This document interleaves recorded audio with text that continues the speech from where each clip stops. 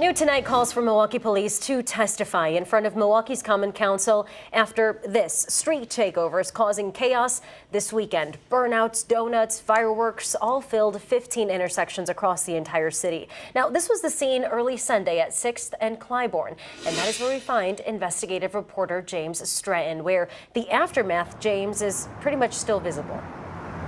And Deanna, you can still see fireworks as well as tire tracks here in the intersection at 6th and Clybourn. Now, council members plan to call into police to testify about how many officers they need to respond to these street takeovers and ultimately how to stop them. Dozens, if not hundreds of people took over busy intersections across Milwaukee this weekend. Milwaukee police said they received calls for at least 15 different street takeovers, spanning from the far northwest side downtown to the south side near the airport. It was ridiculous. It was a serious breach of public safety. Alderman Scott Spiker, who chairs the city's Public Safety and Health Committee, says he plans to call police and the city attorney's office to testify.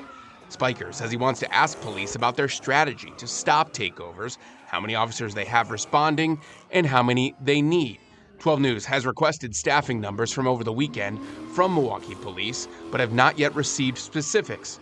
Meanwhile, Spiker is also looking at new legislation to curb the reckless trend. Will we see legislation in front of the Public Safety and Health Committee meeting in 9 days to address street takeovers? It's my sincere hope that we have legislation at that time.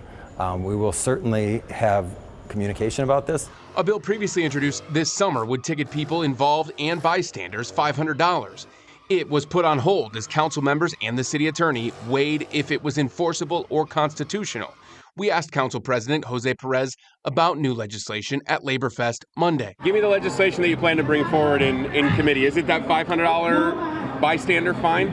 Well, I'm not 100% sure what we're going to do.